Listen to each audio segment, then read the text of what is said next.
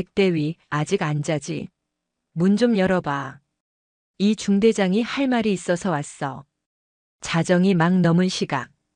대전 유성구 자운대의 장교 숙소, 비오큐의 정막을 깬 것은 둔탁한 문 두드림과 함께 날아든 역겨운 목소리였다. 방 안 침대에 얕은 잠을 청하려던 백할인 대위의 눈이 번쩍 뜨였다. 그녀의 눈은 어둠 속에서도 칠흑같이 빛났다. 피로가 아니라 뼛속까지 스며든 경계심 때문이었다. 쿵, 쿵, 쿵. 아, 백대위. 자는 거 아니잖아. 이리 와서 문 좀 열어보라니까? 이거 중대장 명령이야. 술에 곤죽이 된 혀가 꼬여 명령이라는 단어를 우스꽝스럽게 뭉갰다. 백할이는 침대에서 소리 없이 일어섰다. 그녀의 움직임에는 한치의 망설임이나 당황이 없었다. 그녀는 707 특임단 소속 대한민국 최정예 요원이었다. 지금 그녀가 육군대학 교육생이라는 신분으로 이자운대에 잠입한 것은 군 내부의 거대한 비리 카르텔을 파헤치기 위한 특수 임무 중이었기 때문이다. 하지만 지금 문을 두드리는 저 남자는 그녀의 임무 목록에 없던 불순물이었다. 중대장님, 이 시각에 어쩐 일이십니까? 백할이는 현관문 인터폰에 대고 차갑게 물었다. 목소리에는 어떠한 감정도 실려 있지 않았다. 역시 목소리 좋단 말이야. 백대위. 박기태 소령. 그녀가 교육생으로 배속된 중대의 중대장이었다. 그는 문 밖에서 낄낄거리며 현관문 손잡이를 잡아 돌렸다. 잠겨 있는 것을 확인하자마자 다시 문을 주먹으로 쳤다. 아, 백대위. 보고서가 급해서 그래. 결제 서류가 있는데 내가 지금 주려고. 박소령님. 보고서는 내일 아침 정식으로 결제해 주십시오. 지금은 사적 시간입니다. 에이, 딱딱하게 왜 이래. 박기태가 노골적으로 불쾌한 목소리를 냈다. 군 생활 편하게 하고 싶으면 이럴 때 문 열어주는 센스가 있어야지. 안 그래? 내가 백대위 특별히 아껴서 이러는 거 몰라? 응? 그의 말이 성희롱의 경계를 아슬아슬하게 넘나드는 순간 백할이는 이미 침대 옆 탁자에 있던 소형 녹음기의 버튼을 눌러둔 상태였다. 그녀의 손가락은 스마트폰 녹음 앱을 동시에 실행시키고 있었다. 2중, 3중의 증거 확보는 그녀의 생존 본능이었다. 중대장님, 술에 많이 취하신 것 같습니다. 복귀해 주십시오. 다시 한번 말씀드리지만 지금은 사적 시간입니다. 이게 진짜. 박기태가 욕설을 내뱉으려던 순간 복도 저편에서 당직 사관의 발소리가 들려왔다. 박기태는 쯧 하고 혀를 차더니 이내 비틀거리며 멀어져 갔다. 두고 봐, 백대위. 군 생활 꼬이게 해줄까? 멀어지는 그의 협박성 중얼거림까지 백할인의 귀는 놓치지 않았다.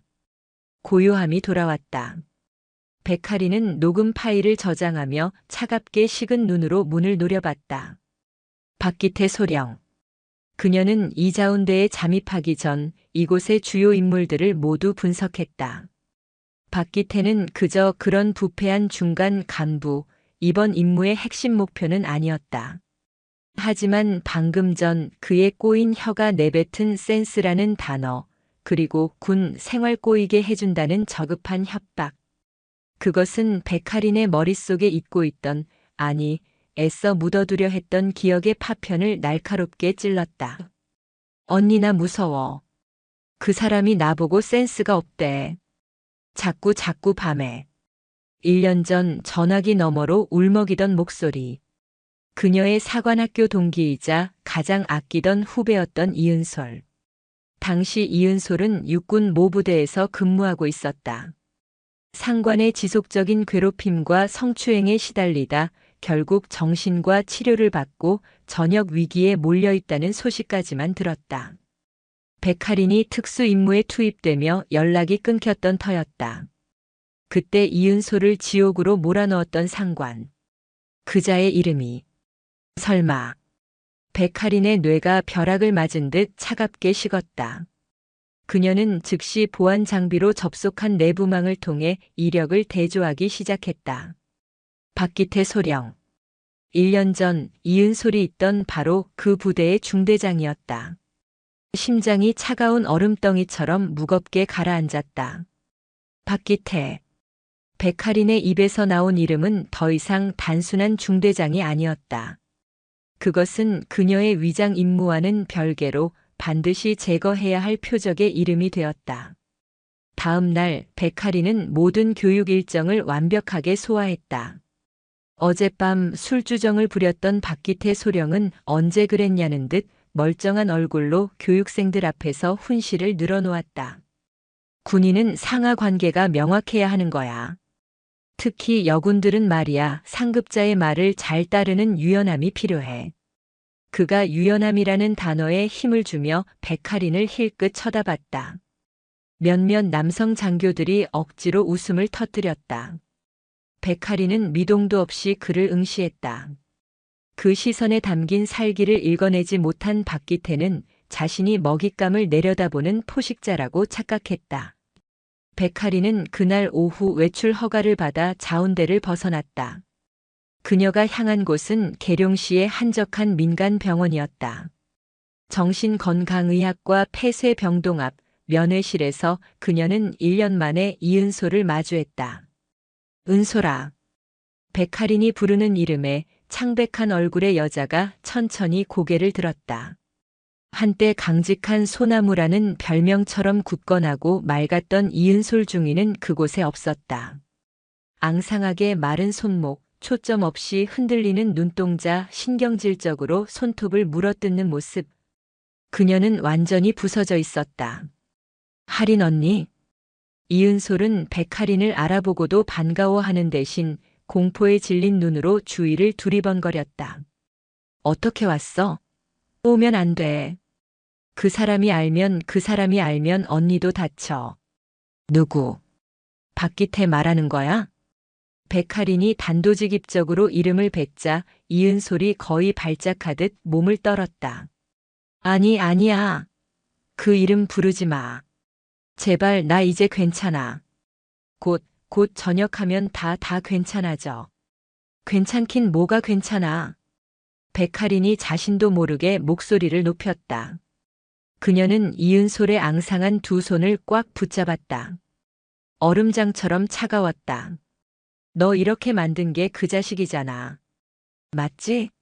1년 전 너 괴롭힌 놈 박기태 맞지?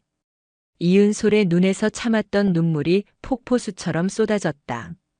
언니 무서워. 나 그냥 다 포기할래. 그 사람은 괴물이야. 그 사람은 안 돼. 이길 수 없어. 이은솔은 울먹이며 그날의 지옥을 쏟아냈다. 박기태는 이은솔에게 상습적으로 야간에 사적인 호출을 했고 보고서를 핑계로 관사에 불렀으며 거부하자 훈련 평가에서 최하점을 주며 따돌림을 주도했다.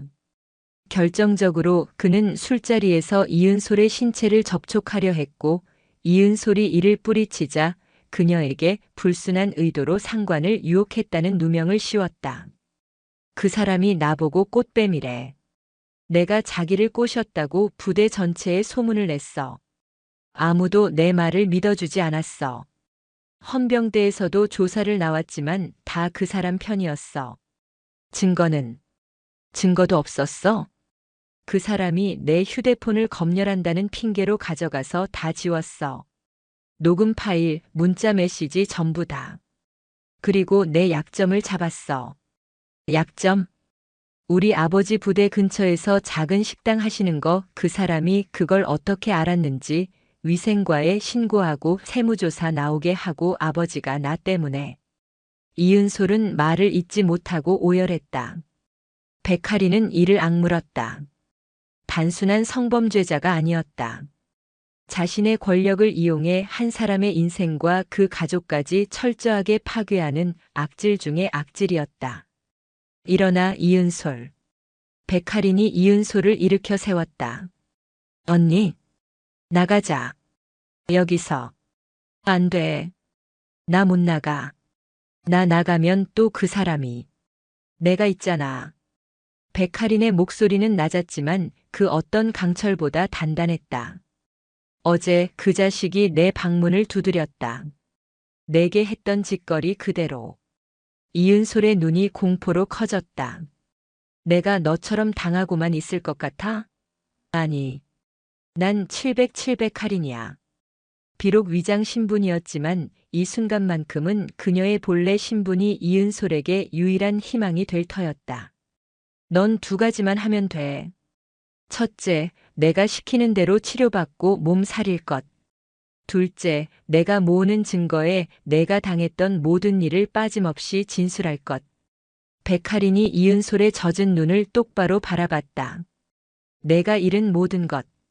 내 명예, 내 군 생활, 그리고 내가 받은 고통에 대한 보상금까지. 내가 전부 다 법적으로. 단 1원도 빠짐없이 받아내주겠어. 그녀는 이은솔을 부축해 병실을 나섰다. 박기태가 너한테서 빼앗아간 모든 것을 나는 그놈의 뼈까지 발라서 되찾아올 거야. 그것은 단순한 위로가 아니었다. 최정의 특수요원의 피냄새가 섞인 선전포고였다. 백할인은 이은솔을 안전한 곳, 자신의 영향력이 미치는 민간 보안시설로 옮겨 보호 조치를 취했다. 그리고 그날 밤 그녀는 자신의 BOQ 숙소에서 지옥의 문을 열기 시작했다. 그녀의 원래 임무는 자운대 내부에 암약하는 군수품 횡령 카르텔을 추적하는 것이었다. 박기태는 그저 성범죄자로만 알았지만 이은솔의 증언은 새로운 가능성을 열었다. 아버지가 식당을 하시는 걸 알았다. 위생과와 세무서까지 동원했다. 이것은 일개 소령이, 그것도 부대 안에서만 힘을 쓰던 자가 할 수 있는 일의 범위를 넘어섰다. 박기태, 넌 혼자가 아니구나.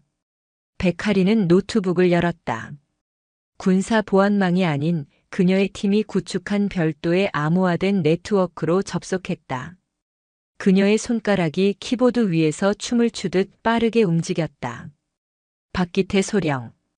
그의 지난 몇 년간의 재산 변동 내역, 계좌 이체 목록, 심지어 그가 자주 가는 유흥주점의 결제 내역까지. 민간인이라면 상상도 못할 정보들이 백할인의 모니터 위로 쏟아져 들어왔다. 707 특임단이 괜히 특임단이 아니었다. 역시나. 백할인의 입가에 차가운 미소가 걸렸다. 박기태의 계좌는 깨끗했다.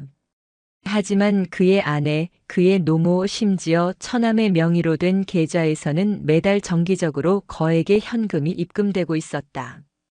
그 출처는 자운대 인근의 군납업체, 식자재 납품업체, 그리고 주유소들이었다.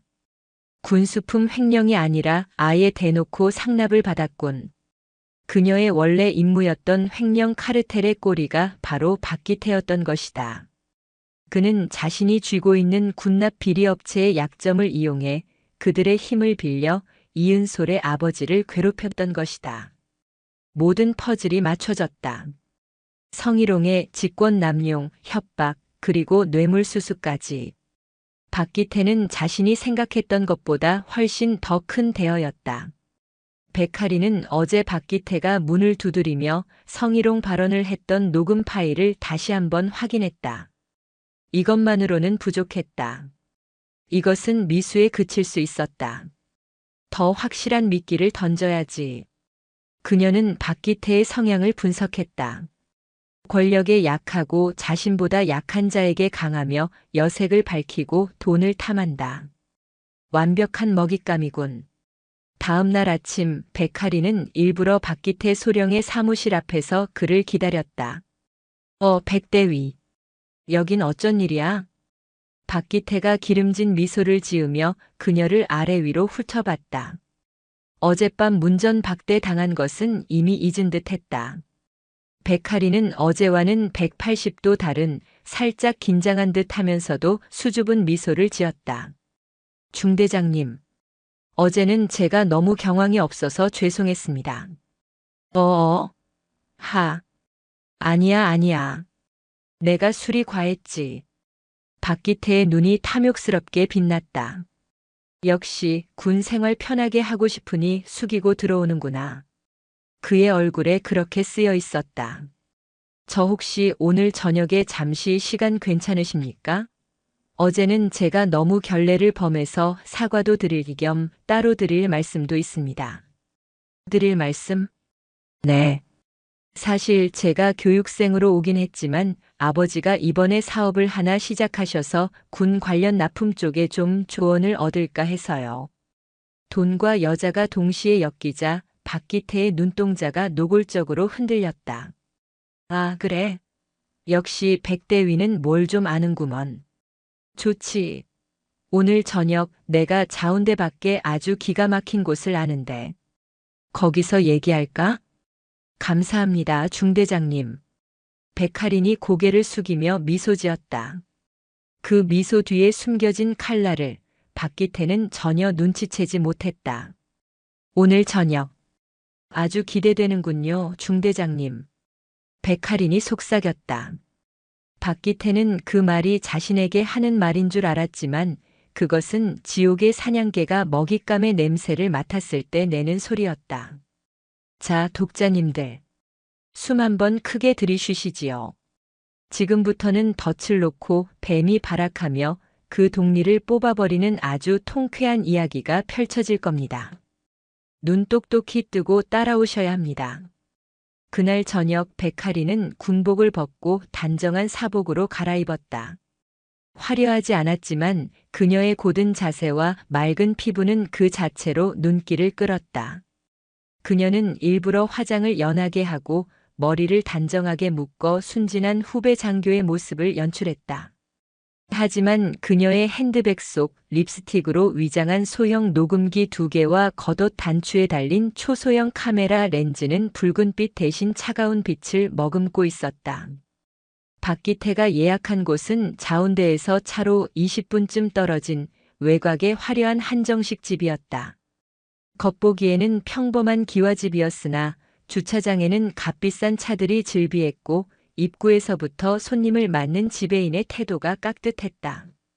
철저히 예약제로 운영되는 밀실이나 다름없는 곳이었다. 아이고, 중대장님.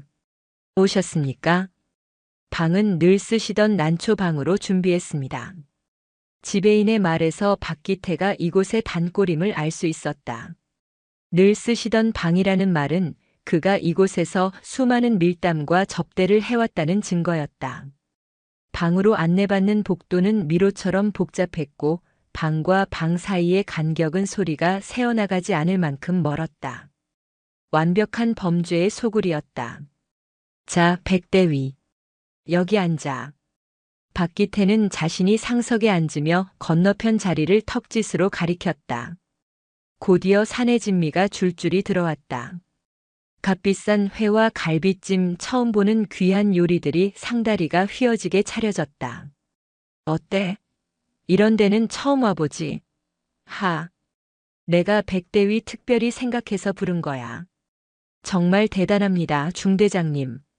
이런 곳은 어떻게 하셨습니까? 백할이는 적당히 감탄하는 표정을 지었다. 그 연기 뒤편으로 그녀는 이 음식값과 방값이 전부 군납 비리 업체들의 검은 돈에서 나왔을 것이라 확신했다. 박기태는 값비싼 술을 따르며 본격적으로 속내를 드러내기 시작했다. 그래서 아버님 사업이라는 게 구체적으로 뭐야? 군납이라는 게 말이야, 보기보다 복잡해. 이게 다 인맥이고 관계거든. 그가 관계라는 단어에 힘을 주며 백할인의 술잔에 술을 채웠다. 잘 모르시겠지만 이 자운대 안에 들어오는 모든 물자, 식자재부터 시작해서 저기 훈련 장비까지 내 손을 안 거치는 게 없어. 술이 몇 잔 들어가자 그의 혀는 더욱 거침이 없어졌다. 아, 저희 아버지는 이번에 정수 필터 관련해서 특허를 하나 내셨습니다. 군부대 정수 시설이 많이 낡았다고 들어서 이쪽으로 납품을 좀 알아보고 싶어 하십니다. 백할이는 미리 준비해둔 실체도 없는 사업 이야기를 꺼냈다. 박기태의 눈이 반짝였다. 정수 시설. 그것은 대규모 예산이 투입되는 사업이었다. 정수 필터? 허허. 그거 아주 좋은 아이템이네. 그가 몸을 앞으로 쭉 내밀었다.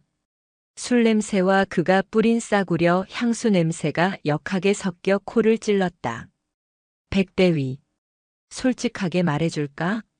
그런 거 서류 넣고 정식 입찰해봐야 100년 하청이야. 왜 그런지 알아? 잘 모르겠습니다. 백대위는 아직 순진해서 그래. 이 바닥은 말이야 서류로 일하는 게 아니야. 성찬을 차려야지. 그가 노골적인 단어를 썼다. 성찬이요? 그래. 위에 분들 그리고 나처럼 실무를 쥐고 있는 사람들한테 확실하게 성의를 보여야 일이 진행된다 이 말이야. 아버님께 그렇게 전해. 이박 소령이 길을 확 뚫어줄 수 있다고. 박기태의 손이 테이블을 넘어와 백할인의 손등을 덮쳤다. 물론 백대위도 나한테 성의를 보여야겠지? 그의 엄지손가락이 백할인의 손등을 끈적하게 문질렀다. 백할인은 속에서 치미는 구역질을 억누르며 애써 겁에 질린 듯한 표정을 지었다. 그녀는 천천히 손을 빼냈다. 중대장님, 저는 그런 건 잘. 에이, 뭘 몰라. 험한 군 생활 편하게 가자는 거지. 박기태는 백할인이 손을 빼낸 것에 기분이 상한 듯 술잔을 벌컥 비웠다. 내가 말이야 백대위 처음 봤을 때부터 딱 알았어. 보통 내기가 아니구나. 아주 물건이야 물건. 그의 시선이 백할인의 얼굴에서 목선 그리고 그 아래로 천천히 내려왔다. 어제는 내가 실수가 많았어. 사과할게. 하지만 말이야 백대위. 이 군대라는 데가 특히 여군이 살아남으려면 줄을 잘 서야 돼. 썩은 동아줄 잡으면 같이 떨어지는 거고 나 같은 튼튼한 동아줄 잡으면 훨훨 나는 거야. 썩은 동아줄. 그 단어가 백할인의 귀에 박혔다. 내 놈이야말로 썩어 문드러진 지푸라기일 뿐이야. 백할인은 녹음이 충분히 되었다고 판단했다. 이제는 그의 돈줄을 확인할 차례였다. 중대장님 말씀 정말 감사합니다. 아버님께 꼭 전해드리겠습니다. 혹시 성의를 보인다면 어느 정도나 생각해야 할까요? 저희가 아직 사업 초기라. 박기태는 백할인이 완전히 넘어왔다고 생각했는지 흡족한 미소를 지었다. 허허. 그건 백대위 하기 나름이지. 일단 아버님께 이번 주말까지 현금으로 1억 정도 준비하라고 해. 그럼 내가 다음 주에 바로 시범 설치건으로 하나 만들어 줄 테니까. 1억. 액수가 구체적으로 나왔다. 그리고 백대위는 박기태가 다시 손을 뻗으려던 순간이었다. 아, 중대장님 죄송합니다. 백할인이 마치 실수인 척 물잔을 엎질렀다. 차가운 물이 박기태의 바지 위로 쏟아졌다. 아씨, 차가워. 뭐 하는 거야, 백대위. 박기태가 펄쩍 뛰며 일어섰다. 죄송합니다. 제가 너무 긴장해서 닦아드릴게요. 백할인은 냅킨을 들고 황급히 그에게 다가갔다. 그리고 그가 일어선 순간 그의 재킷 안주머니에 있던 휴대폰에 미리 준비한 소형 위치 추적기이자 도청 장치 USB 형태를 교묘하게 밀어 넣었다. 그녀의 손기술은 707의 대테러 훈련 과정에서 익힌 것이었다. 아니, 됐어. 아, 기분 잡치게. 박기태가 젖은 바지를 털며 씩씩거렸다. 정말 죄송합니다, 중대장님. 제가 오늘 너무 과분한 대접을 받아서 술이 올랐나 봅니다. 이만 일어나야겠습니다. 뭐? 벌써 가게? 네. 아버님께도 빨리 말씀드려야 하고요. 주말까지 준비하려면 바쁠 것 같아서요. 주말까지 1억이라는 말에 박기태의 화가 누그러졌다. 알았어. 조심해서 들어가. 그리고 오늘 일은 우리 둘만 아는 거다. 알지? 네, 중대장님. 명심하겠습니다. 백할인은 정중하게 고개를 숙이고 방을 나섰다. 방문이 닫히자마자 그녀의 얼굴에서 순진한 미소가 사라졌다. 그녀의 귓속에 연결된 초소형 수신기로는 박기태가 방 안에서 누군가에게 전화를 거는 소리가 들리기 시작했다. 나야. 방금 끝났어. 하나 물었어. 아주 싱싱한 걸로. 하, 그래. 주말에 큰 거 하나 들어오니까 너도 준비해. 그래, 그래. 끊어. 백할이는 한정식 집을 빠져나오며 밤하늘을 올려다봤다. 썩은 냄새가 진동하는 밤이었다. 백할인이 설치한 도청 장치는 즉각적으로 성과를 내기 시작했다. 박기태는 자신이 튼튼한 동아줄이라고 떠벌렸던 것과는 달리 그 역시 거대한 카르텔의 중간 수거책에 불과했다. 그의 통화 목록에는 군납업자들뿐만 아니라 더 높은 계급의 상급자들, 심지어 지역 세무 공무원과 연결된 듯한 인물까지 등장했다. 이은솔 아버지를 공격했던 게 이놈들 전부의 합작이었군. 백할이는 그들의 연결고리를 하나하나 지도에 그려나갔다. 이은솔의 복수에서 시작된 일이 이제는 군 전체의 썩은 뿌리를 도려내는 거대한 작전으로 확장되고 있었다. 백할이는 밤새도록 수집한 정보를 분석하고 다음 날 새벽 아무 일도 없었다는 듯이 교육생의 모습으로 돌아갔다. 하지만 박기태는 어젯밤에 백할인이 미심쩍었다. 1억이라는 거액을 너무 쉽게 받아들인 것도 결정적인 순간에 물을 쏟고 도망치듯 사라진 것도 찜찜했다. 그날 아침 육군대학 연병장에서의 구보 시간. 박기태는 교육생들 앞에 서서 일부러 백할인을 지목했다. 백할인 대위. 네. 대위 백할인. 어젯밤에 푹 쉬었나? 얼굴이 아주 좋아 보이는데. 혹시 무슨 좋은 일이라도 있나? 노골적인 조롱이었다. 다른 교육생들의 시선이 일제히 백할인에게 쏠렸다. 아닙니다. 아닌데 얼굴이 그렇게 붉어? 하. 자, 교육생 여러분. 오늘은 특별히 백대위가 교육생들의 군기를 책임지도록 하지. 백대위. 네. 저기 연병장 끝에 있는 깃발 보이지? 저기까지 전력 질주로 왕복 10회.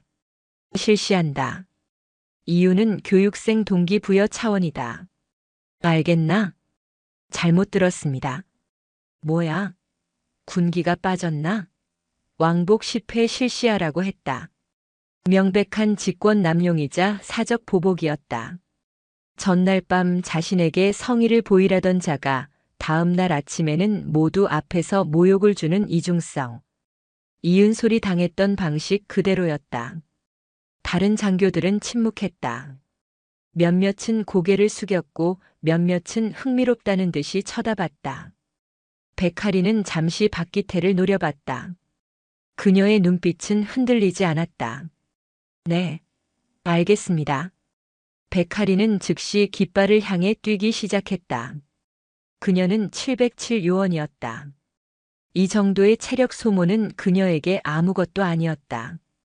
하지만 그녀는 일부러 조금 힘에 부치는 듯 땀을 뻘뻘 흘리며 뛰었다. 그래. 나를 괴롭혀라. 내가 나에게 집중할수록 내 발밑은 더 빨리 무너질 테니. 박기태는 백할인이 헉헉거리면서도 군말 없이 뛰는 것을 보며 만족스러운 미소를 지었다. 역시 군인은 굴려야 제맛이지. 특히 저렇게 앙칼진 년은. 그의 괴롭힘은 거기서 그치지 않았다. 오후 이론 교육 시간 그는 백할인의 보고서를 집어들고 모두 앞에서 읽어내렸다. 백할인 대위. 이 보고서 누가 썼나? 아주 훌륭해. 너무 훌륭해서 탈이야. 이건 뭐 교범을 그대로 베낀 수준이잖아. 그는 보고서를 공중에 흔들었다. 이론은 빠삭한데 실전은 어떨까 몰라. 응? 백대위. 어젯밤처럼 물이나 쏟지 말고. 교육장 안에 싸늘한 웃음이 터졌다. 어젯밤이라는 단어에 모두의 상상력이 자극되었다. 백할인이 박기태에게 사적인 접대를 했다는 식의 더러운 소문이 퍼지는 것은 시간 문제였다. 백할인은 자리에서 일어섰다. 중대장님, 질문 있습니다. 그래. 질문? 해봐. 중대장님께서는 어제 저녁 자운대 밖의 한정식 집에서 저에게 정수 필터 납품건과 관련하여 현금 1억 원을 이번 주말까지 준비하라고 요구하셨습니다. 순간 교육장의 모든 소리가 멈췄다. 박기태의 얼굴이 굳어졌다. 백하리는 멈추지 않았다. 그녀는 박기태가 아닌 교육장에 설치된 CCTV 카메라와 다른 교육생들을 향해 말했다. 그리고 제가 그것을 망설이자 저의 성의를 요구하시며 제 손을 잡는 등 불필요한 신체 접촉을 시도하셨습니다. 지금 중대장님께서 하시는 모든 말씀과 행동은 어제 저의 거절에 대한 보복성 조치로 판단됩니다. 너 지금 미쳤어. 무슨 소리를 하는 거야? 박기태가 경악하며 소리쳤다. 저는 사실만을 말하고 있습니다. 만약 이것이 군기를 잡는 정당한 교육의 일환이라면 여기 계신 모든 교육생 앞에서 어제 저에게 하셨던 요구 사항들을 다시 한번 공개적으로 말씀해 주실 수 있습니까? 저 전현희. 박기태는 당황한 나머지 이성을 잃었다. 그가 백할인에게 달려들듯이 손을 치켜드는 순간이었다. 지금 뭐 하시는 겁니까? 교육장 뒷문이 열리며 계급장이 다른 2명의 장교가 들어섰다. 육군대학 본부 소속 감찰 장교들이었다. 감찰? 당신들이 여긴 어쩐 일이야? 박기태 소령. 방금 교육생에게 위협을 가하려 한 겁니까? 그리고 백할인 대위의 이해 제기 모두 들었습니다. 백할인이 이 모든 것을 계획했다는 것을 박기태는 그제야 깨달았다. 백할인이 일부러 그를 자극하고 공개적인 장소에서 그의 폭력성과 부패를 드러내도록 유도한 것이었다. 아니, 이건 오해야. 저 여자가 날 모함하는 거야. 저 여자가 날 유혹했다고. 박기태가 이은솔에게 썼던 똑같은 변명을 내뱉었다. 박소령. 잠시 저희와 함께 가셔야겠습니다. 본부에 정식으로 이의가 접수되었습니다. 무슨 이의? 누가? 1년 전 박소령님께 성추행 및 직권남용을 당했다고 주장하는 이은솔 중위, 그리고 오늘 아침 백할인 대위가 제출한 정식 신고서입니다. 박기태의 얼굴이 하얗게 질렸다. 하지만 그는 마지막 발악을 했다. 증거 있어? 증거. 저 여자가 하는 말뿐이잖아. 난 저 여자랑 밥 한 번 먹은 죄밖에 없어. 그는 아직 몰랐다. 자신이 어젯밤 1억을 요구하고 백할인을 성희롱했던 모든 대화가 녹음되었으며 지금 이 순간에도 자신의 휴대폰을 통해 군수품 횡령 공범들과의 대화가 실시간으로 감찰부로 전송되고 있다는 것을. 백할인은 그를 징계하기 위해 감찰을 부른 것이 아니었다. 그의 혐의를 성희롱에 국한시켜 그가 안심하고 더 큰 범죄, 즉 횡령품 거래에 나서도록 만들기 위한 미끼였다. 박소령님, 너무 억울해하지 마십시오. 증거가 없다면 곧 풀려나시겠지요. 백할인이 박기태를 스쳐 지나가며 나지막이 말했다. 그 목소리는 얼음처럼 차가웠다. 박기태는 감찰 장교들에게 끌려가면서도 백할인을 향한 증오의 눈빛을 거두지 못했다. 전현 반드시 찢어 죽여버릴 거야. 그는 자신이 백할인의 함정에 빠진 것이 아니라 그저 재수없게 꽃뱀에게 물렸다고 생각했다. 그리고 그는 감찰 조사를 빠져나갈 구멍을 떠올렸다. 자신의 뒤에 있는 더 튼튼한 동아줄을. 역시나 박기태는 감찰 조사를 받은 지 반나절도 되지 않아 풀려났다. 증거 불충분. 이유는 간단했다. 백할인이 제출한 녹음 파일은 편집되었을 가능성을 이유로 기각되었고 이은솔의 증언은 1년이나 지난 일이며 정신과 치료를 받는 환자의 불안정한 진술이라는 이유로 신빙성을 인정받지 못했다. 박기태의 뒤를 봐주는 윗선이 강력하게 움직인 결과였다. 박기태는 BOQ 숙소로 돌아오자마자 백할인을 찾아왔다. 이번에는 문을 두드리지도 않았다. 그는 마스터키로 문을 따고 들어왔다. 내가 감히 날 쳤어? 박기태의 눈은 분노로 이글거렸다. 그는 백할인의 멱살이라도 잡을 기세였다. 백할인은 침대에 앉아 침착하게 그를 올려다보고 있었다. 증거도 없이 나대긴. 박기태가 비웃음을 흘렸다. 이제 어쩔 건데? 넌 이제 끝났어, 백할인. 내가 너 같은 년 하나 군복 벗기는 거 일도 아니야. 내가 말한 그 1억 말이야. 그거 내가 나한테 뇌물 주려고 한 거로 만들 수도 있어. 알기나 해? 그래서요. 뭐? 그래서 이제 어쩌실 겁니까? 중대장님. 백할인의 태연한 태도에 박기태는 오히려 당황했다. 이게 겁대가리를 상실했나? 너 내일 당장 원대 복귀야. 아니, 원대 복귀가 아니라 불명예 전역이다. 내가 그렇게 만들 거야. 그럴 시간 없을 텐데요. 뭐라고? 중대장님 뒤를 봐주는 그 윗선 말입니다. 지금쯤 중대장님을 꼬리 자르려고 준비 중일 텐데. 모르셨습니까? 무슨 개소리야. 제가 감찰부에 신고한 건 중대장님을 처벌하기 위해서가 아니었습니다. 중대장님을 불안하게 만들고 그 윗선에게 신호를 주기 위해서였죠. 박기태가 사고를 쳤다. 곧 터질 수 있다. 백할인이 자리에서 일어섰다. 박기태는 자신도 모르게 뒷걸음질 쳤다. 지금쯤 중대장님의 공범들은 모든 죄를 박소령님께 뒤집어 씌울 준비를 하고 있을 겁니다. 뇌물수수, 군수품 횡령, 성추행까지. 전부 박기태 소령 단독 범행으로요. 거짓말. 거짓말하지 마. 제가 왜 거짓말을 하죠? 중대장님 휴대폰 아직 가지고 계시죠? 어제 저랑 만났던 그 한정식 집 사장한테 전화 한번 해보시죠. 지금 받을지. 박기태의 손이 떨리기 시작했다. 그는 허둥지둥 휴대폰을 꺼내 통화 버튼을 눌렀다. 뚜루루 뚜루루.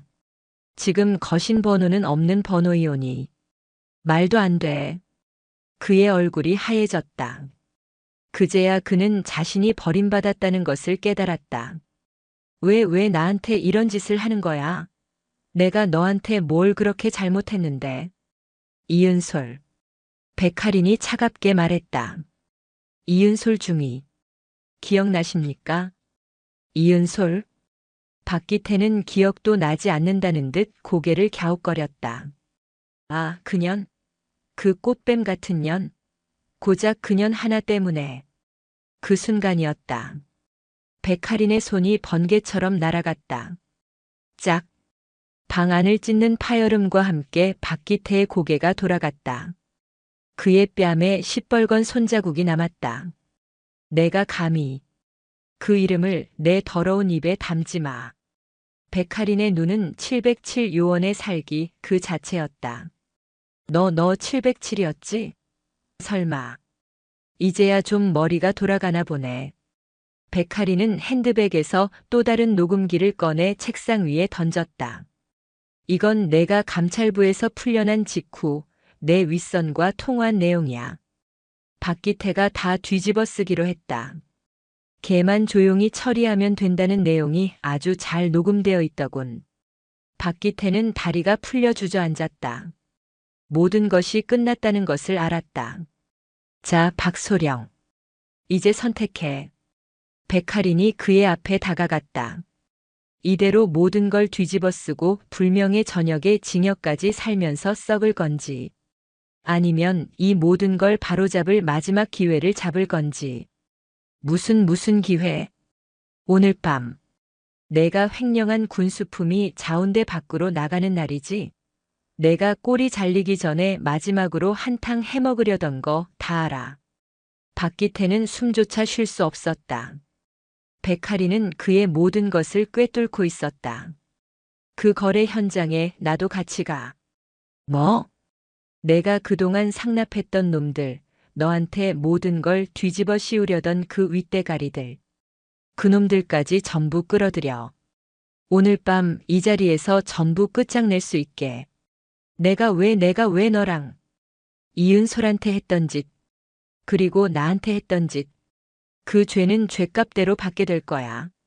하지만 내가 만약 협조한다면 단독 범행이 아니라 조직적 범죄의 내부 고발자가 될 수는 있겠지. 최소한 너 혼자 독박 쓰는 일은 없게 해주겠다는 뜻이야. 박기태는 바들바들 떨었다. 그는 선택의 여지가 없었다. 알았어, 하겠어. 할게. 그러니까 나 좀 살려줘. 그는 튼튼한 동아줄인 줄 알았던 백할인의 발목을 붙잡고 애원했다. 하지만 그가 잡은 것은 동아줄이 아니라 자신을 지옥으로 끌고 갈 저승사자의 손이었다. 그날 밤 자운대 인근의 폐창고. 박기태는 약속대로 횡령한 군수품을 실은 트럭과 함께 나타났다. 그의 얼굴은 사색이 되어 있었다. 물건은 거래 장소에 먼저 나와 있던 군납업자와 그를 비호하던 상급부대 간부 박기태의 윗선과 모습을 드러냈다. 가 가져왔습니다. 그래. 이게 마지막이야. 이것만 넘기면 박소령은 한동안 아주 멀리 가서 쉬게 될 거야. 가족들 생각해서 입 다물고. 그것은 노골적인 협박이었다. 자, 물건 확인했으니 돈을. 그 순간이었다. 지금 움직이지 마. 폐창고의 모든 문이 동시에 열리며 수십 개의 서치라이트가 그들을 비췄다. 사방에서 무장한 헌병들이 쏟아져 나왔다. 현행범으로 체포한다. 꼼짝 마. 박기태. 이 개새끼가. 윗선 간부가 박기태에게 달려들었지만 그는 이미 헌병에게 제압된 후였다. 모든 것이 순식간에 끝났다. 백할이는 어둠 속 차량 뒤에서 이 모든 광경을 지켜보고 있었다. 그녀의 손에는 박기태의 자백과 그들의 거래 현장이 담긴 영상이 실시간으로 저장되고 있었다. 그녀의 시선은 체포되는 박기태가 아닌 그와 함께 끌려나가는 더 높은 계급의 간부들을 향해 있었다. 썩은 뿌리가 드디어 뽑히기 시작했다. 독자님들 기다리셨습니까? 지난밤 폐창고에서의 일은 시작에 불과했습니다. 썩은 뿌리를 뽑아냈으니 이제 그 썩은 물이 고여있던 구덩이를 파헤치고 그 자리에 새살이 돋게 할 차례입니다. 그날 밤 대전고등군사법원 소속 헌병대는 발칵 뒤집혔다. 줄줄이 포승줄에 묶여 들어오는 현역 장교들과 군납업자들. 특히 그들 사이에 섞인 별을 바라보던 대령 계급의 윗선, 서인철 대령의 존재는 수사관들의 등골을 서늘하게 만들었다. 이거 안 나? 내 놈들 지금 누군 줄 알고 이따위 짓을 하는 거야. 내가 누군지 알아. 서인철 대령은 조사실에 들어서자마자 책상을 뒤엎을 듯이 고함을 질렀다. 그는 자신의 뒤에 버티고 선 더 거대한 힘을 믿고 있었다. 지금 당장 내 변호사 불러. 그리고 너희들 상부에 보고했어? 감당할 수 있겠어? 반면 박기태 소령은 완전히 무너져 내렸다. 그는 조사관 앞에 털썩 주저앉아 아는 모든 것을 쏟아내기 시작했다. 제가 다 잘못했습니다. 하지만 저 혼자 한 게 아닙니다. 다 저 서인철 대령님이 시켜서 저는 그냥 꼴이었습니다. 제발 살려주십시오. 추악한 배신과 발악이 조사실을 가득 메웠다. 하지만 진짜 싸움은 다른 곳에서 시작되고 있었다. 백할이는 헌병대 조사실이 아닌 별관의 보안 회의실에 있었다.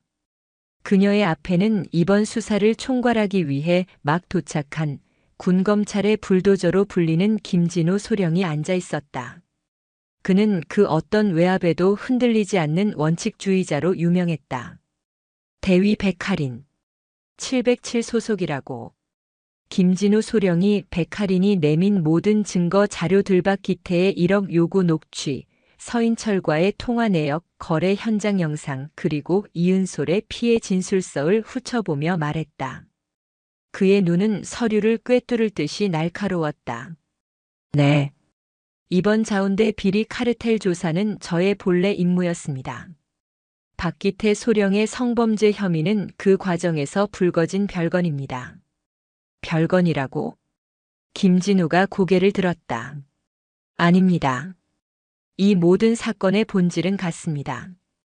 백할인의 목소리는 차분했지만 회의실의 공기를 얼릴 듯이 차가웠다. 권력을 가진 자가 그것을 이용해 약한 자를 짓밟고 사익을 채우고 심지어 한 인간의 영혼까지 파괴한 사건입니다. 군수품을 횡령한 손과 이은솔 중위의 명예를 짓밟은 손은 결국 서인철과 박기태의 같은 손입니다. 김진우 소령의 입가에 희미한 미소가 스쳤다. 마음에 드는군. 그래서 내가 원하는 게 뭐지? 이 정도 증거면 저놈들 군복 벗기는 건 시간 문제다. 아닙니다, 소령님. 백할인이 고개를 저었다. 군복을 벗기는 것만으로는 부족합니다. 저들은 분명 최고의 변호사를 선임해 형량을 줄이려 할 겁니다. 박기태는 성희롱을, 서인철은 횡령을 서로에게 떠넘기며 꼬리 자르기를 시도하겠죠. 이은솔 중위의 피해는 그 과정에서 증거 불충분 혹은 사생활 문제로 축소될 겁니다. 그래서 저는 이은솔 중위의 완벽한 승리를 원합니다. 저들이 저지른 모든 죄가 단 하나도 빠짐없이 법의 심판대에 오르길 원합니다. 성범죄는 성범죄대로, 횡령은 횡령대로, 직권남용은 직권남용대로. 그리고 그 모든 범죄의 피해자인 이은솔 중위가 피해자가 아닌 승리자로 이 싸움을 끝내길 바랍니다. 바로 그때였다. 회의실 문이 급하게 열리고 부관이 뛰어들어왔다. 소령님, 방금 국방부 본부 법무실에서 연락이 서인철 대령건 수사를 잠시 보류하고 신병을 이첩하라는. 닥쳐. 김진우 소령이 부관의 말을 잘랐다. 윗선의 압력이 예상보다 훨씬 빨리 시작된 것이다. 김진우는 인터폰을 들었다. 나 김진우다. 지금 당장 서인철, 박기태 포함 관련자 전원, 구속영장 청구해. 혐의는 뇌물수수, 군수품 횡령, 직권남용, 성폭력 범죄의 처벌 등에 관한 특례법 위반. 내가 확인한 것만 묶어도 10년은 넘겠더군. 그리고 그는 백할인을 바라보며 말했다. 언론에 공개해. 육군 내부 자정작용, 거대 비리 카르텔 적발이라고. 지금 당장. 부관의 얼굴이 하얗게 질렸다. 소령님, 그렇게 되면 상부에서 지시를 번복할 시간을 주지 말라는 뜻이다. 저들이 우리에게 압력을 넣는다면 우리는 국민에게 이 사실을 알려 여론의 압력으로 맞선다. 그는 전화를 끊고 백할인을 향해 말했다. 백대위, 지금부터 자네는 이 수사팀의 일원이다. 그리고 이은솔 중위, 지금 당장 법무실로 오라고 하게. 피해자가 아닌 이 사건의 가장 중요한 증인이자 고발인으로. 백할인은 조용히 일어섰다. 네, 알겠습니다. 검사님. 지옥의 문이 열렸고 이제 심판의 불길이 타오르기 시작했다. 며칠 뒤 대전고등군사법원 제1호 법정. 대한민국군 사법 역사에 기록될 재판이 열렸다. 언론의 폭발적인 관심 속에 군복을 벗고 수의를 입은 박기태와 서인철, 그리고 줄줄이 엮인 군납업자들이 피고석에 앉았다. 그들의 오만했던 얼굴은 사라지고 초조함과 패배감만이 남아있었다. 방청석은 군 관계자들과 기자들로 가득 찼다. 그리고 그 한가운데 백할인과 함께 굳은 표정으로 앉아있는 이은솔이 있었다. 재판은 김진우 검사의 모두 진술로 시작되었다. 존경하는 재판장님. 본 검사는 오늘 군복의 명예를 더럽힌 단순한 비리 사건을 고발하기 위해 이 자리에 선 것이 아닙니다. 김진우의 목소리가 법정 전체를 울렸다. 본관은 군대라는 폐쇄된 조직의 권력이 한 개인의 영혼을 어떻게 파괴했으며 그들이 그 죄를 은폐하기 위해 얼마나 조직적으로 움직였는지를 고발하고자 합니다. 그는 서인철의 횡령 내역과 박기태의 상납 구조를 조목조목 밝혔고 곧이어 이 사건의 핵심을 꺼내 들었다. 그리고 이 모든 범죄의 시작과 끝에 피해자 이은솔 중위가 있습니다. 피고인 박기태는 자신의 권력을 이용해 피해자를 상습적으로 성희롱했으며 이를 거부하자 꽃뱀이라는 누명을 시워부대에서 매장시키려 했습니다. 피고인 서인철은 이 모든 사실을 알면서도 박기태의 상납을 보장받기 위해 이를 묵인하고 방조했습니다. 피고 측 변호인이 즉각 반발했다. 재판장님, 이에 있습니다. 검사는 지금 확인되지 않은 성범죄 혐의와 횡령 사건을 무리하게 연결시키고 있습니다. 성희롱 건은 이미 증거 불충분으로 기각합니다. 재판장이 변호사의 말을 잘랐다. 검사는 계속하세요. 이윽고 증인석에 백할인 대위가 올랐다. 그녀는 707 요원의 신분이 아닌 위장 잠입 교육생으로서의 경험을 담담히 증언했다. 변호사가 날카롭게 파고들었다. 증인 707 소속이라는 특수 신분을 이용해 피고인 박기태에게 의도적으로 접근하고 함정 수사를 유도한 것 아닙니까? 이는 명백한 위법 수집 증거입니다. 백할이는 변호사를 똑바로 바라봤다. 저는 썩은 냄새를 맡고 찾아온 것이 아닙니다. 썩은 냄새가 제 방문을 두드렸습니다. 법정안이 술렁였다. 피고인 박기태는 저를 백대위가 아닌 여자로 보았고 보고 결제를 핑계로 한밤중 숙소 문을 두드렸습니다. 제가 그에게 사업 이야기를 꺼낸 것은 그가 이미 저에게 성의를 요구하며 1억 원을 언급한 이후입니다. 덫을 놓은 것이 아니라 이미 파여있던 함정에 그가 스스로 걸어 들어온 것입니다. 그녀는 박기태가 자신에게 했던 모든 성희롱 발언, 1억을 요구했던 그날 밤의 대화가 담긴 원본 녹음 파일을 증거로 제출했다. 이것은 조작된 겁니다. 저 여자가 날 유혹했다고. 박기태가 피고석에서 발악했다. 조용히 하시오. 재판장의 불호령이 떨어졌다. 다음 증인은 이은솔 중이었다. 그녀가 증인석으로 걸어 나올 때 법정의 모든 시선이 그녀에게 쏠렸다. 이은솔의 손은 떨리고 있었지만 그녀의 눈은 더 이상 도망치지 않았다. 그녀는 피고석에 앉은 박기태를 똑바로 응시했다. 증인. 피고인 박기태가 증인을 상습적으로 성희롱했다는 것이 사실입니까? 네, 사실입니다. 변호인 측은 증인이 정신과 치료를 받고 있으며 진술의 신빙성이 떨어진다고 주장합니다. 이에 대해 어떻게 생각하십니까? 이은솔은 잠시 숨을 골랐다.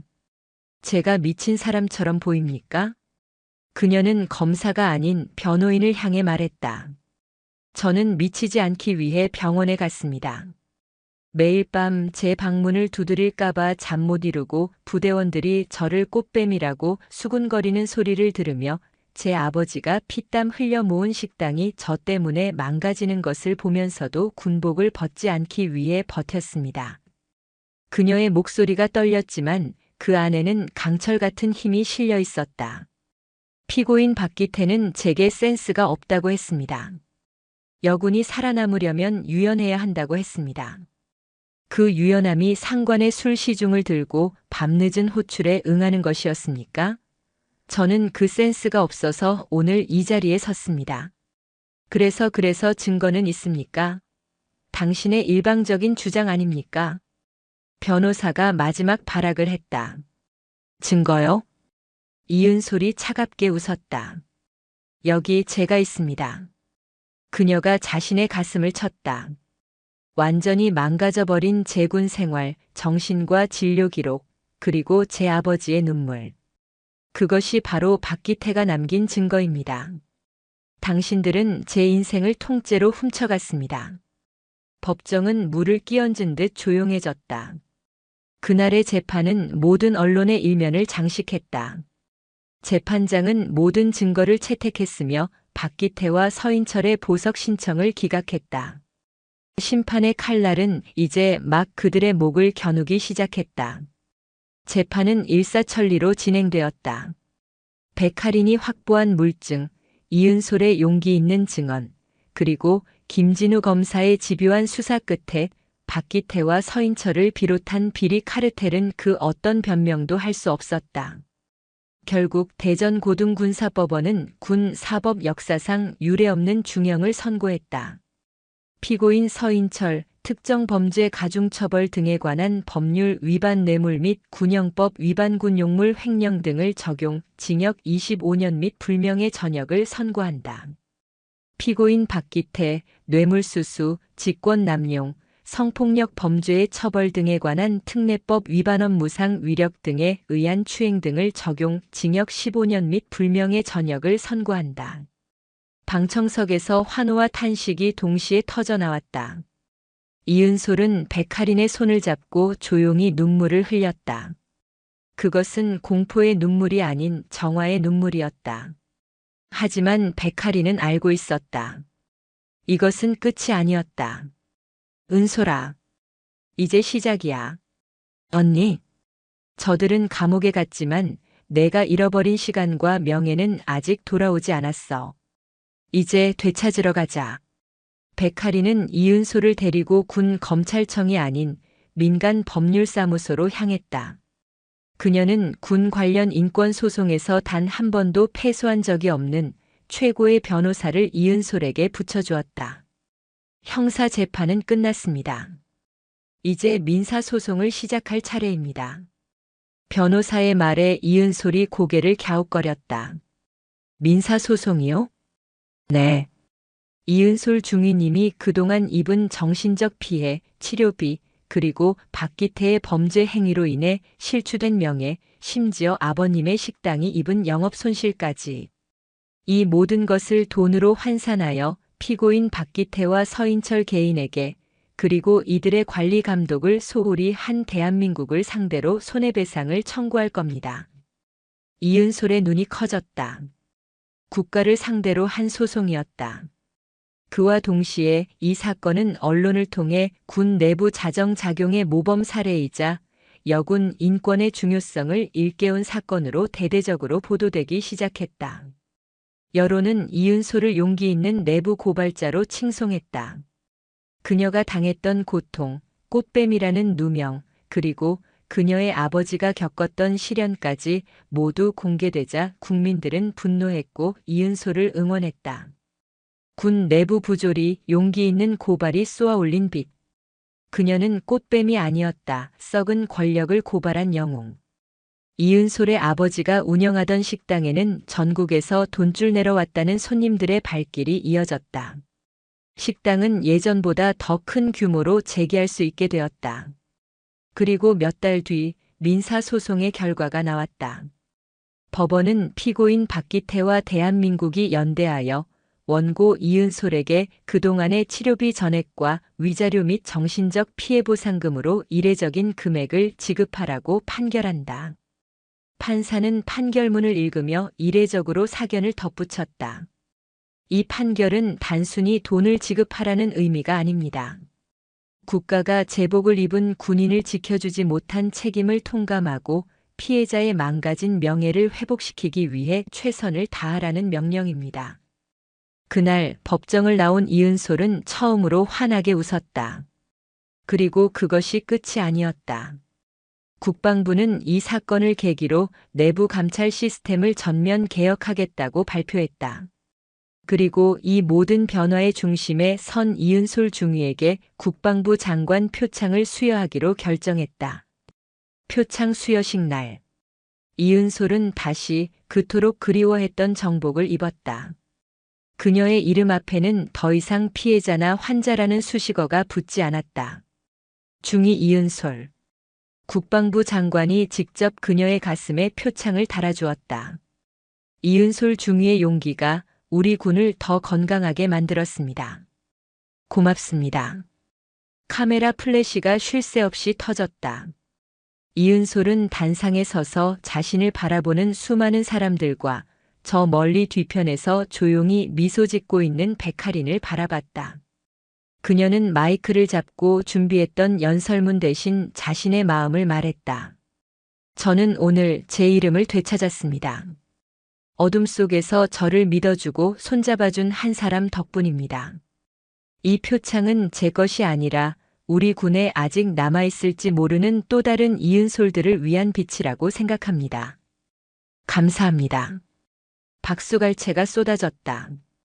백할인은 조용히 식장을 빠져나왔다. 그녀의 임무는 완벽하게 끝났다. 그녀는 자운대의 비리 카르텔을 적발했고 가장 소중한 동기의 명예를 되찾아 주었다. 그녀는 다시 그림자 속으로 돌아갈 시간이었다. 시간은 모든 것을 제자리로 돌려놓는다. 누군가에게는 영광의 자리로, 누군가에게는 나락의 맨 밑바닥으로. 차가운 바람이 철조망을 스치며 울부짖는 소리를 내는 곳. 강원도 산골짜기에 위치한 가장 악질적인 범죄자들만 모인다는 군 교도소였다. 야, 거기 새로운 아저씨. 짧게 깎은 머리가 어색한 수의를 입은 한 남자가 쭈그려 앉아 잡초를 뽑고 있었다. 그의 앙상한 어깨를 누군가 발로 툭 찼다. 귀 먹었어? 밥 먹을 시간이라고. 얼른 안 일어나? 남자가 천천히 고개를 들었다. 한때 기름이 흘렀던 그의 얼굴은 푸석하게 말라 있었고 소령의 위험 따위는 찾아볼 수 없는 공허한 눈동자만 남아 있었다. 박기태. 그는 이제 박소령이 아닌 수인 번호 1109였다. 가겠습니다. 가긴 어딜 가. 내가 맡은 구역, 저기 잔디밭까지 다 뽑고 오라고 했잖아. 오늘 못 끝내면 밥도 없어, 이 양반아. 잡범으로 들어온 듯한 젊은 수감자가 껄렁하게 말했다. 군 교도소라고는 하지만 온갖 흉악범들이 섞여 있는 이곳에서 간부 출신이라는 꼬리표는 오히려 먹잇감이 되기 딱 좋았다. 하지만 밥 시간이. 아, 이 아저씨가 진짜 말귀를 못 알아듣네. 수감자가 손을 치켜들던 순간이었다. 어이, 거기. 그만하고 들어와. 밥 먹자. 다른 쪽에서 목소리가 들렸다. 박기태는 움찔하며 그쪽을 바라봤다. 그곳에는 자신보다 더 초라한 몰골로 음식물 쓰레기통을 나르고 있는 한 남자가 있었다. 서인철. 한때 대령이라 불리며 박기태의 튼튼한 동아줄이라 자부했던 남자였다. 그는 이제 교도소의 가장 지저분한 일을 도맡아 하는 신세였다. 징역 25년. 살아서는 이곳을 나갈 수 없다는 절망이 그의 눈빛을 이미 죽여놓았다. 서인철과 박기태의 눈이 허공에서 마주쳤다. 그들의 눈에는 경멸이나 분노가 아닌 오직 서로를 향한 동질감, 망했다는 절망만이 가득했다. 젠장. 박기태는 결국 자리에 주저앉아 마른 얼굴을 손으로 쓸었다. 내가 왜 그년 하나 때문에 백할인 그 개 같은 년. 그의 입에서 나온 저주와 원망은 그러나 높은 교도소의 담벼락을 넘어가지 못하고 차가운 바람 속에 흩어질 뿐이었다. 그들이 썩은 동아줄이라 폄하했던 백할이는 그들 스스로 목을 매달게 만든 가장 튼튼한 교수형 밧줄이었다. 그들이 뿌린 모든 업보는 이 지옥 같은 곳에서 남은 평생을 바쳐 거두어야 할 끔찍한 열매가 되었다. 같은 시각 서울의 심장부. 수도방위 사령부의 깔끔한 정문으로 갓 다림질한 정복을 입은 이은솔 중위가 힘찬 걸음으로 들어섰다. 그녀는 더 이상 계룡시의 어두운 병실에 웅크리고 있던 피해자가 아니었다. 국방부 장관 표창과 함께 그녀는 자신의 능력을 인정받아 가장 중요한 부대 중 하나인 이곳으로 정식 발령을 받았다. 신고합니다. 중위 이은솔. 금일부로 전입을 명받았습니다. 이에 신고합니다. 필승. 환영합니다. 이중위. 그녀를 맞이한 것은 뚱뚱한 배에 기름진 미소를 띤 중대장이 아니었다. 날카로운 눈빛과 절도 있는 자세를 가진 새로운 지휘관이었다. 지휘관은 이은솔의 서류와 그녀의 얼굴을 번갈아 보더니 따뜻하지만 강단 있는 미소를 지었다. 이은솔 중위. 지난번 재판 기록과 언론 보도 모두 읽어봤습니다. 이은솔의 어깨가 순간 긴장으로 굳었다. 이곳에서는 그런 걱정할 필요 없습니다. 지휘관이 먼저 손을 내밀어 악수를 청했다. 나는 이 중위가 겪었던 고통이 아니라 그 고통을 뚫고 나온 용기를 높이 삽니다. 우리 부대는 그런 인재가 필요합니다. 알겠습니까? 네, 알겠습니다. 이은솔의 눈시울이 뜨거워졌다. 그녀는 굳세게 악수를 맞잡았다. 그녀의 사무실 새 책상 위에는 작은 액자가 하나 놓여 있었다. 며칠 전 몰래 자신을 찾아왔던 백할인과 함께 찍은 유일한 사진이었다. 사진 속 백할인은 여전히 무표정했지만 이은솔은 환하게 웃고 있었다. 이은솔은 휴대폰을 열어 메시지를 보냈다. 언니, 저 오늘 첫 출근 잘했습니다. 여기 지휘관님도 동료들도 다 좋은 분들 같아요.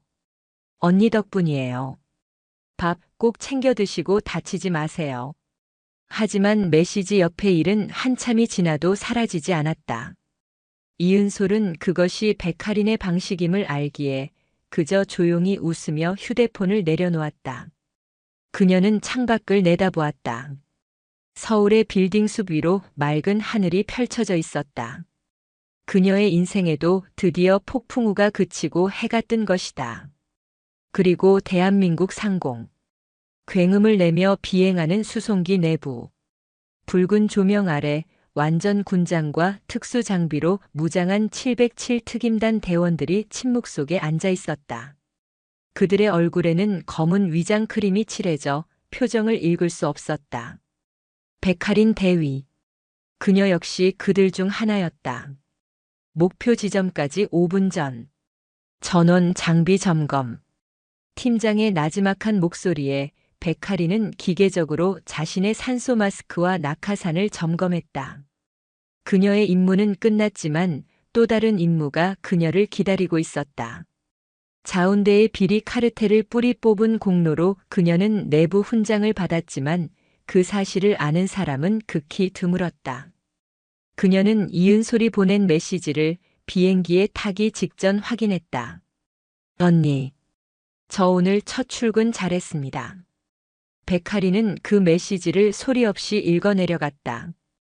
그녀의 입가에 아주 희미하게 1초도 되지 않는 짧은 미소가 스쳐 지나갔다.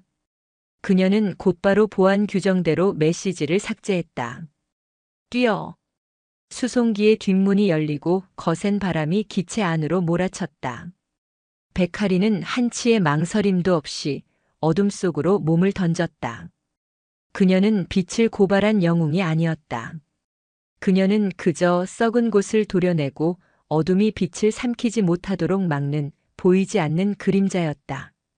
이은솔이 되찾은 저 빛나는 세상을 지키기 위해 백할인은 오늘도 기꺼이 가장 깊은 어둠 속으로 뛰어들었다.